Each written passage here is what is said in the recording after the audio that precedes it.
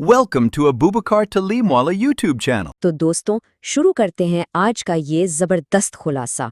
आज हम एक ऐसे फ्रेमवर्क को एक्सप्लोर करने वाले हैं जो जाहिर करता है कि इंसान आखिर किस तरह अपनी अंदरूनी मुश्किलात और आजमाइशों को ना सिर्फ हरा सकता है बल्कि उन्हीं सीखे हुए असबाब को पूरी दुनिया के सामने एक बेहतरीन और मौसर अंदाज में पेश भी कर सकता है।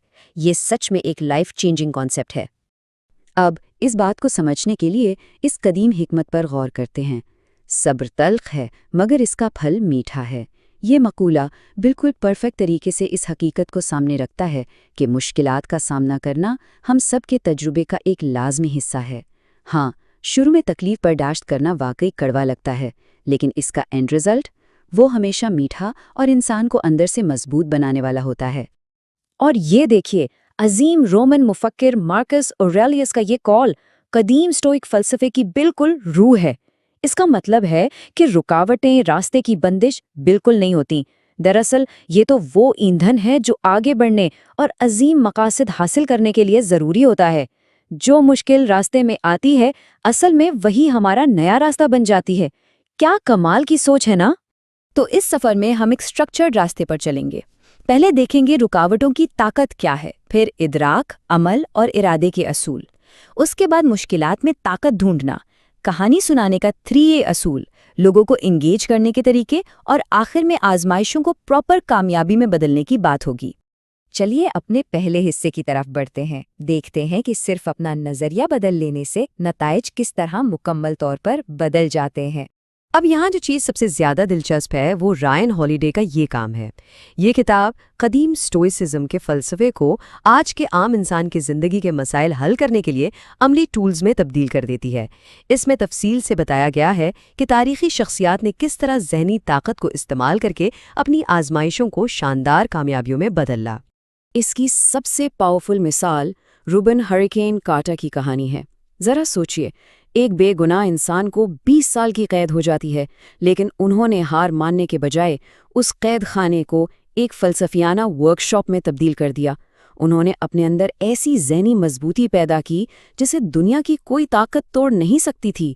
ये सबक देता है कि हालात इंसान से सब कुछ छीन सकते हैं, फिज़िकली सब ख़त्म हो सकता है, मगर अक़ायद, सोच और रद्द अमल हमेशा हमारे अपने काबू में होते हैं।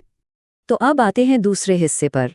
रुकावट को अबूर करने के लिए जो 3 बुनियादी असूल दरकार हैं, उन्हें समझना सबसे ज़रूरी है। जैसा कि यहाँ वाज़े किया गया है, किसी भी मुश्किल का सामना करने और अपनी सलाहियत को बेहतर बनाने के लिए इन 3 अनासर पर अबूर हासिल करना लाजमी है। ये 3 पिलर्स हैं: इदराक यानी हालात को देखने का नज़रिया, अमल यानी एक्शन, और मुसलसल लड़ते रहने का अंदरूनी इरादा यानी विल। इन तीनों के बगैर गुजारा नहीं।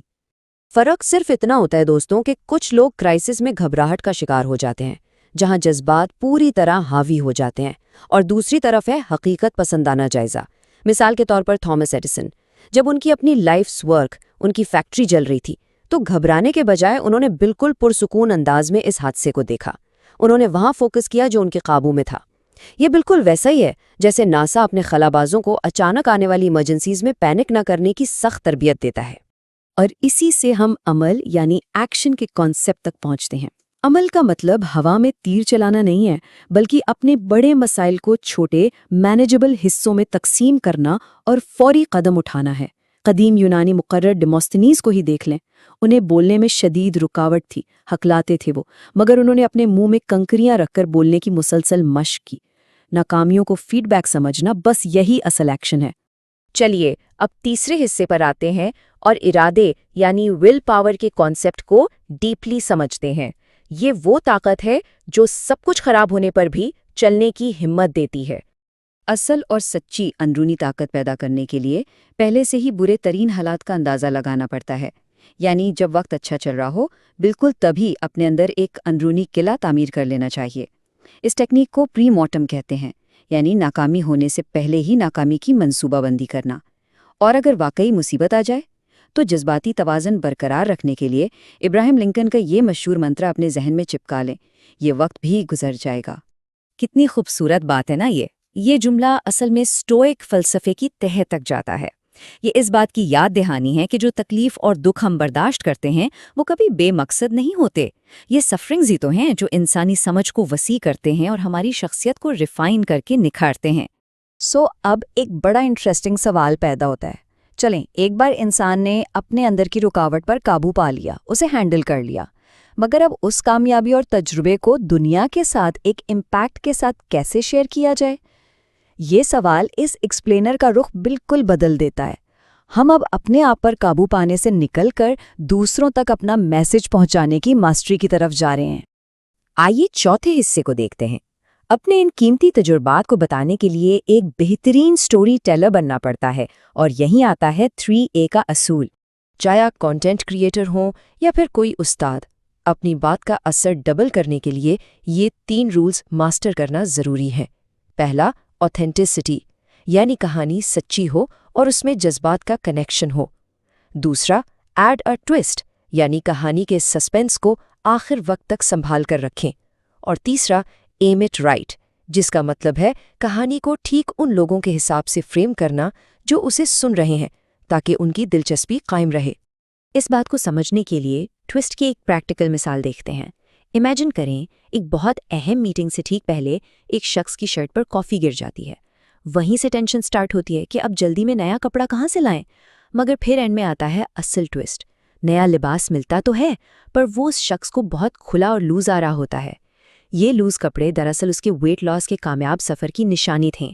اصل خوشی کی وجہ کو آخر تک چھپانے سے ایک ایسی سٹرونگ اور ہک کرنے والی سٹوری بنتی ہے جو لوگوں میں آگ کی طرح پھیل جاتی ہے. 5ویں حصے میں دیکھتے ہیں کہ سٹوری ٹیلنگ کے ان اصولوں کو پریکٹیکل طریقے سے کلاس رومز یا کارپوریٹ میٹنگز میں کیسے اپلائی کیا جا سکتا ہے. کوئی بھی نہیں چاہتا کہ ان کی پریزنٹیشن بورنگ ہو جائے، رائٹ؟ تو اس سے بچنے کے لیے کچھ مخصوص اختتامی سرگرمیاں یعنی کلوزنگ ایکٹیویٹیز استعمال کرنا لازمی ہے، جیسے ایگزٹ ٹکٹس، جس سے فوراً پتہ چل جاتا ہے کہ آپ کی بات لوگوں کو سمجھ آئی یا نہیں، یا پھر ہاٹ سیٹ، جس میں آڈینس کسی ایک شخص سے سوالات کرتی ہے. ان چھوٹی چھوٹی اسٹریٹجیز سے کمپلیٹلی انشور ہو جاتا ہے کہ لوگ صرف پیسو لسنرز نہیں ہیں، بلکہ انہوں نے جو سنا اسے سچ میں پروسیس بھی کر رہے ہیں. اب ذرا اس ٹول پر غور کریں. ٹریفک لائٹ ایگزٹ ٹکٹ ایک انتہائی آسان مگر powerful visual feedback technique ہے. سرخ، پیلے اور سبز رنگ کے انڈیکیٹرز استعمال کر کے سننے والے بآسانی بتا سکتے ہیں کہ انہیں کیا کرسٹل کلیئر ہو گیا ہے، کہاں تھوڑی کنفیوژن ہے اور کیا چیز ان کے سر کے اوپر سے گزر گئی. ایک اتنا آسان سا ویژول ٹول کسی بھی خاموش یا بور ہوتے ہوئے شخص کو فوراً ایک ایکٹیو پارٹیسپینٹ میں بدل دیتا ہے. چلیے اب اپنے آخری حصے کی طرف بڑھتے ہیں، جہاں ہم ریزیلینس کے اندرونی فلسفے کو اور کمیونیکیشن کی بیرونی میکینکس کو آپس میں ملا کر دیکھیں گے. اس پوری ڈسکشن کا نچوڑ یہ ہے کہ اگر ہم ان قدیم فلسفوں کو آج کی ماڈرن کمیونیکیشن اسٹریٹجیز کے ساتھ ملا لیں تو کوئی بھی عام شخص اپنی ذاتی آزمائشوں کو کمیونٹی کے لیے ایک عظیم سبق بنا سکتا ہے. رکاوٹوں کو رستہ ماننا، ادراک اور ارادے کو مضبوط کرنا، اپنے سیکھے ہوئے اسباق کی آتھینٹک کہانی بنانا اور پھر اسے 3A رول کے ذریعے دنیا تک پہنچانا. در حقیقت یہی انٹرنل پاور اور ایکسٹرنل امپیکٹ کا اصل ریسیپی ہے. اور ہاں، اگر کوئی اس پرسنل ماسٹری کے سفر میں مزید ڈیپلی جانا چاہتا ہے اور اپنی ایگو کو کنٹرول کرنا یا مشکل وقت میں مائنڈ کو شانت اور پرسکون رکھنے کے راز سیکھنا چاہتا ہے تو ان کتابوں کا مطالعہ کرنا لٹرلی ایک گیم چینجر ثابت ہو سکتا ہے. یہ ہائیلی ریکمینڈڈ ریڈنگ ہے. آخر میں ہم ایک ایسی جگہ پہنچتے ہیں جہاں انسان کو خود سے ایک سوال کرنا چاہیے. چوائس ٹوٹلی آپ کے اپنے مائنڈ اور پرسیپشن پر ڈیپینڈ کرتی ہے. کیا آنے والی اگلی مشکل کو بس ایک روڈ بلاک سمجھا جائے گا جو رستہ روک لیتی ہے، یا پھر اس سے مستقبل کی کسی انتہائی پریرنادائک اور عظیم کہانی کا اوپننگ ہک سمجھا جائے گا؟ حقیقت تو یہی ہے کہ آج جو بھی ڈیفیکلٹ وقت ہم فیس کر رہے ہیں وہ کل کی سب سے شاندار اور انسپائرنگ کامیابی کا را مٹیریل ہے. تو کیا چنیں گے ہم؟ Thank you for watching and listening Abubakar Talimwala's YouTube channel.